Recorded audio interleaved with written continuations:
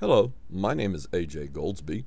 I'm a life master from Pensacola, Florida, and I'm coming to you today to bring you another one in my continuing series of videos on some of the greatest chess games ever played. The game we're going to be looking at today is called Rubenstein's Immortal Masterpiece. Some people refer to it as the Polish Immortal or the Polish Brilliancy. It is easily one of the most brilliant games ever played. Really, I don't have the words for this game. In fact, what I am going to do is I'm simply going to read you Chernov's introduction. Irving Chernov is easily one of my favorite writers of all time, and I'm just going to read you his introduction because I don't think anyone has ever written a better introduction to a chess game. And here we go. It says, Chernov writes the following introduction for this game. The great artist of the endgame displays his virtuosity in yet another field. He unleashes an attack with the fire and elegance of a Morphy and unfolds combinations and brilliant sacrifice that would do honor to Tau or Alekhine. The Rubenstein Immortal undoubtedly ranks with the most famous games of all times. And he goes on to say there's nothing like seeing this game for the first time, the second, third, or even the 10th time. And that's from his book, The Golden Dozen, which I have the original hardback version of that came out in 1976. One of my favorite books, too, by the way, The Golden Dozen. In that book, Chernov examines the 12, what he believes to be the 12 greatest players of all time. And another good book, too, that also has very good annotations of this game would be Andy Soltis's book, The 100 Best Chess Games Ever Played, and The 100 Best. And anyway, without any further ado, I'm going to go ahead and get into this game. Just briefly, a personal note. I saw this game when I was approximately 9 or 10 years old. Someone in New York showed it to me, and later I looked at it in a chess book. And I remember for a long time I didn't really understand this game because it's just so many sacrifices. I mean, some of the sacrifices are just amazing. And even today, I've got to say that you know, it just amazes me some of the moves that Rubenstein made in this game. I also wanted to say, too, that there's been a lot of people who've criticized White's play in this game. And one of the things I'm going to bring to your attention is that basically I've analyzed this game with many engines. And as of 2013, I'm right now running Houdini, Fritz 13, and also Ribka 4. I use those engines on a regular basis. My favorite one is Fritz 13. And while I'm playing this game, I'm going to be running Fritz 13 in the background, and I'll basically tell you which move the engine causes the warning lights to come on. In other words, not humans with their prejudice and things like that, but whatever causes the engine to actually, you know, what it considers to be a bad move. And to me, that's significant because that's free of any of this prejudice. Many people have criticized the way Rotlewi handled this game.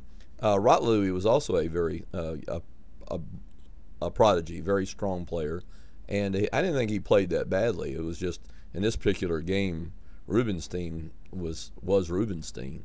And all by the way, too, I think I'm not sure, but I'm reasonably certain that Rubenstein won more brilliancy prizes than any other chess player who ever lived. Probably the only other player who could maybe even come close to him in the number of brilliancy prizes won was also Capablanca. But because nowadays, modern tournaments, they don't award brilliancy prizes as much. But back in the heyday, they would always award a brilliancy prize. But without any further ado, we'll go ahead and get into the chess game. This is the game George, some people say Georgi, Rotlewi, and as white, and Akiba Rubinstein as black. And this was played in an international tournament in Lodz, Poland in 1907.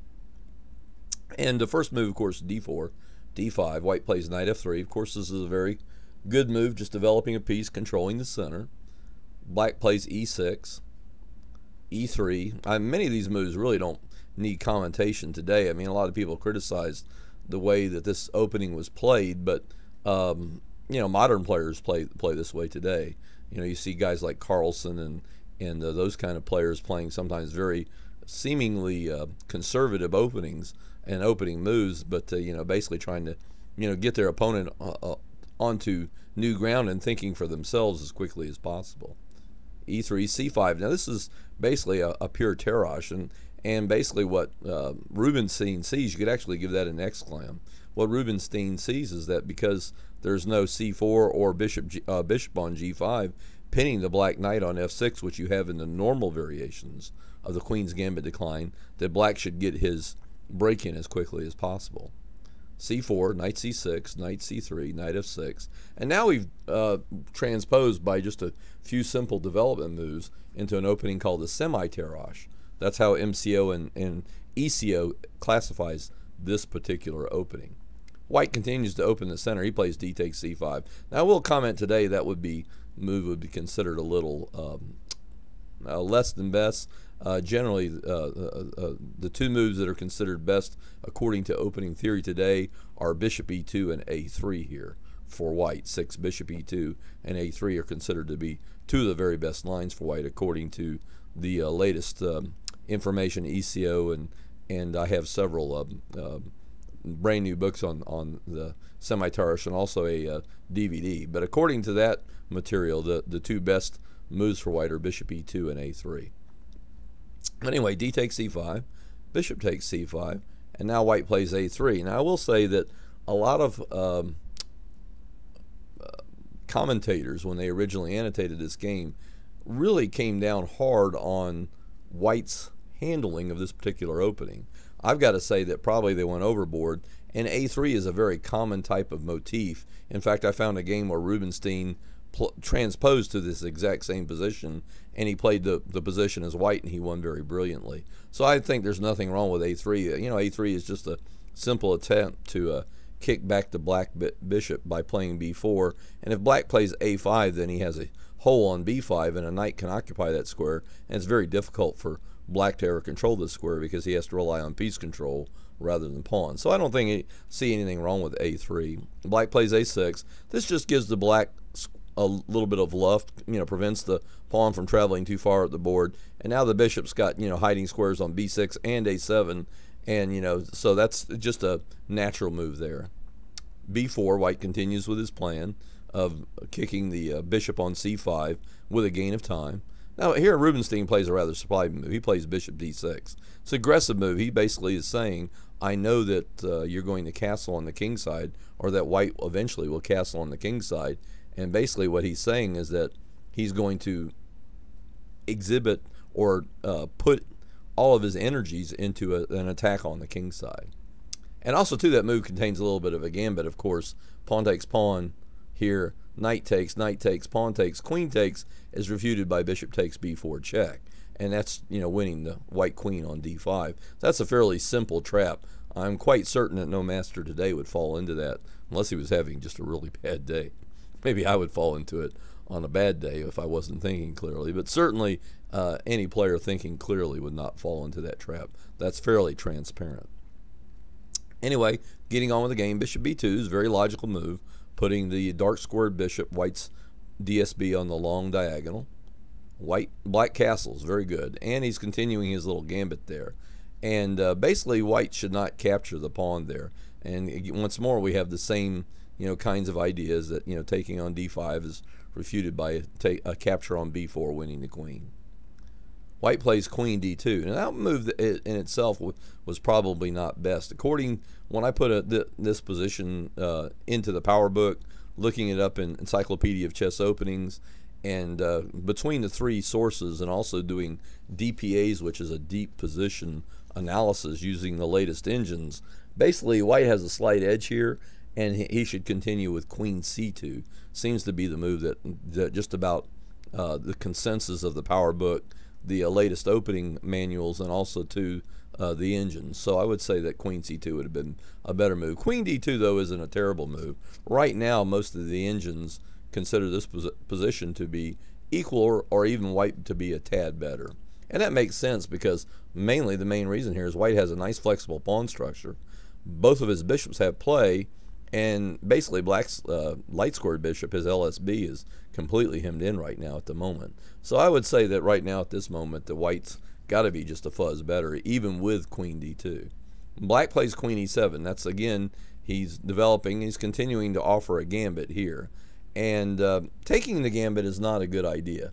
Let's just really quickly look at what happens if we take the gambit. I believe I have that analyzed here. Let's see. C takes d5, E takes d5, knight takes d5, knight, queen takes d5, bishop e6, queen d3, rac8, bishop t2, rfd8. Here black's got way too much development. He has an entire army developed and white hasn't even castled. Queen b1, bishop to d5, castles bishop e4, queen a2. Well, there's just a repetition of position. Of course, white wouldn't capture the bishop on d5 simply because the bishop takes h2 wins the white queen. That's all computer analysis, and we could get into a lot of the different ideas there. But let's just back up here a couple of moves. Black castled, queen d2, queen e7. Now white's next move is, according to the engines, is the first really inaccurate move. He plays bishop to d3, and the main problem with that is simply that white's going to lose more than one tempi. He loses several tempi as a result of that single move. D takes c4, bishop takes c4, b5, bishop to d3. Maybe bishop to b3 might have been a slightly better move just to get the blocks off the file. Rook d8. Now here the white queen is starting to feel the pressure and decides to immediately remove his queen from the file. I tell many of my students that anytime the king or queen sees a heavy piece pointing at it from across the board, even if there are one or two pieces in the way, it's generally a good idea to duck. In other words, a rook hits the queen indirectly, then the queen should duck off the file usually as soon as possible, or the king should duck off the file. That's generally just a nice rule of thumb here, and here we see white doing pretty much the same thing. He plays queen e2, and now we get into bishop b7, white castles, knight e5. And right now here we have believe we have perfect symmetry. Yes, we do. The game is perfectly symmetrical. Black is actually about a tempo ahead because he is the one that's on the move. So white's opening couldn't have been that bad if black, if all that happens is symmetry, because that's very close to equality. Now black decides to favorably break the symmetry. He plays knight e5. Knight takes knight, bishop takes knight. And now, the engines tend to rate black as slightly better, but it's a long way from being a decisive win. And now white really starts beginning making moves that really are questionable. He plays f4. Okay, and Razovev caused that an attempt to try and complicate the game, and I'm pretty sure that's what he was doing. Certainly he had to know that was a slightly risky move. I mean, all the master we've known for 200 years that anytime you push pawns in front of your king, that's generally a procedure that has drawbacks. So anyway, bishop c7, e4, and here again, now e4 was again a questionable idea because of the fact that he's opening up the game, and really black's going to be the only one that can profit from this opening of the game. e4 was a very, very bad move. In fact, in terms of the engine, it causes the light to come on. It looks very reasonable from a human perspective, and I must say that the refutation, I'm very glad that white played this move, because the refutation of this move is quite splashing, very, very daring, and very amazing. Black plays rac8. Rubenstein was always a big believer of getting all of his pieces into play, and now we get e5, and that was probably really the move that caused. That's really a question mark, at least a dubious. Both Nunn and Soltis give that move a question mark. Although I will say this, that the refutation of that move is not at all readily apparent. White thinks he's closing the attacking lines, but he's actually opening lines, especially most notably the long diagonal. But anyway, here now it's black's turn. His next move is he checks there, and the king goes to h1. Now it looks like black has to retreat or begin exchanging off pieces, and if black had done that, then it wouldn't have been so bad for white to play the way that he had played. However, his next move is very surprising. He plays knight g4. I mean, that's a nice little move there, and you know, the main refutation of that is that, you know, to capture on G4 allows rook takes D3. So anyway, there are a lot of different possibilities there. I really don't want to get into analyzing every single possibility during the video. I think I would rather do. That's why I have a web page. My web page covers just about all the possibilities of this chess game, and I would like you to spend some time with my web page. And if you're curious about, you know, what happens if he does this and what happens if he does that, please do consult my web page, because you know, I spent a lot of time developing that web page. And anyway, it's fairly well known. It's been quoted by ChessBase and several chess magazines. The analysis is considered to be very good. It was nominated for Chess Journalists of America Best Analysis one year. But anyway, do spend some time looking at the web page. I will put the link for the web page just below the video, in the box just below the video on YouTube that says show more. But anyway, white plays bishop e4, which seems to be a fairly reasonable move. I mean, he's trying to block the lines, you know, close the lines and block the long diagonal. I would say that bishop e4 certainly appears to be a very logical move. And now black plays queen h4. He leaves his bishop on b7 hanging. Of course, you know, the pawn on h2, you know, if he takes bishop, the refutation of that is simply queen takes h2, checkmate. And now white plays g3, and now it seems black has run out of moves. h4 is hanging, b7 is hanging. You know, it just doesn't look like, you know, black has any really good moves here. If he has to move the queen, then just bishop takes bishop on b7. But now comes maybe one of the prettiest moves of all time, and that is rook takes c3, double exclam. I mean, this is, now we're getting into extraordinary chess. Just an amazing. Fine and Reinfeld, by the way, both gave that particular move 3 exclamation marks. So it's just fantastic.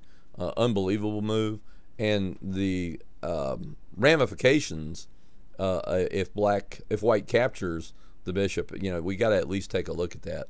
Looking at, if bishop takes c3, of course, then simply bishop takes e4 check, rook f3 check, and that queen takes mate. Of course, if the queen took there, if just simply queen takes e4, simply queen takes h2 mate. Of course, you know, that begins to show you, you know, that, you know, that the rook could not be captured there. But anyway, rook takes c3, just an amazing move by Rubenstein, one of the most amazing moves of all time.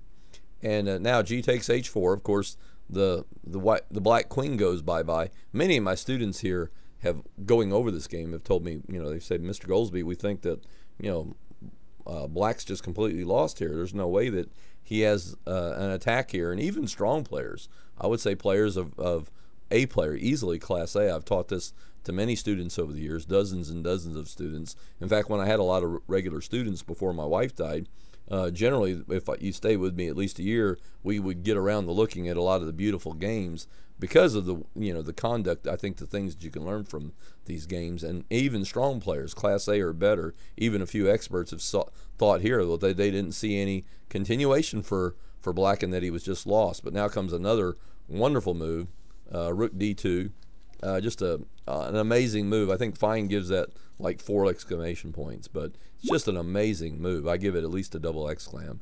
It's just a tremendous, you know, move. It's just one of the most shocking moves of all time, too. And the idea is actually very simple, that the white queen is really the only piece that's holding his position together. And it's a very critical defender of the bishop on e4. So the basic idea here is a very simple one. In actuality, is just deflecting the defender. But the really amazing thing about this particular position is that almost all of black's army is hanging. The rook on d2 is hanging, the rook on c3 is hanging, the knight on g4 is hanging, the bishop on b7 is hanging. So just about all of black's pieces, except for his bishop on b6, well, technically there's nothing protecting it. There's not another piece attacking it, so technically you cannot say that this bishop is hanging. But nonetheless, it's just an amazing position. So rook d2. Here, you know, he plays queen takes d2. That looked more or less forced. Now we get bishop takes e4 check, queen g2, and now one last move. In fact, if I would like you, if you don't mind, I'm going to stop speaking here in a second. In fact, I'm going to pause the video, and when I pause the video, I'd like you to also pause the video and try to figure out what the winning move, what the knockout move here is. Okay, hopefully you did like I asked and you paused the video there. And here the knockout blow here is, a few of my students don't find this move, and you have to be fairly creative here, but here's the really nice move. The last move is Rook H3. And of course here, you know, the threat is just simply Rook takes H2, checkmate, and the queen cannot capture because it's pinned on the log diagonal. That's basically what you call the sockdolager and the finishing blow.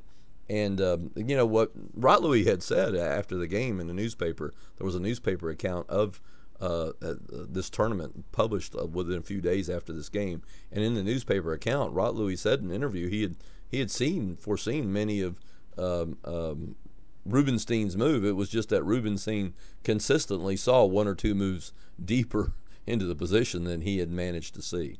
But anyway, that pretty much concludes my coverage of this game. It's one of the most famous games of all time. I consider it to be one of the 10 most beautiful games ever played. It certainly is considered to be absolutely one of Rubenstein's most brilliant moves. I mean, you know, there for a while there, I mean, every one of his moves, starting about with his 10th move, if you wanted to, you could give every one of them an exclam, and a few of them you could give a double exclam to. So, you know, it's just an amazing game. Rubenstein played almost like a machine in this game. I mean, the computer confirms that many of Black's moves were the absolute best. And to me, it's just a beautiful game. It goes beyond simple chess, and it actually enters, for me, into the realm that I like to call chess artistry. A game this beautiful and a game this wonderful places players like Morphy, like Rubenstein, like Capablanca in another realm. And when their chess just literally transcends the medium, and to me becomes a work of chess art. And to me, this game is actually a work of chess art. And that's why I'm so high on this game, and why I've always been a big fan of this game and a fan of Rubenstein. Well, anyway, that's pretty much it for my coverage of this chess game. Again, I hope you will check out my webpage on this game. I will post the link for the webpage in the little box on the YouTube video where it says show more. And, you know, if you enjoy my videos enough, I hope that you will make a contribution to my webpage and my video making efforts. Go to www.paypal.com and make a contribution under my email address, which is LifeMasterAJ@yahoo.com. Thank you for watching this video. I hope you enjoyed the coverage of this game. I do hope you'll take a few moments and review the webpage, because the analysis there is very, very detailed. And I consulted all the major references. I found basically every book that ever printed any analysis of this game, and I at least checked, you know, my analysis against that, and also my analysis was checked with all the latest engines. But it's just a really brilliant game. I really enjoyed it. I hope that maybe if this is your first time seeing this game, that you'll be turned on by this game as much as I was. And thank you for watching the video, and have a great day.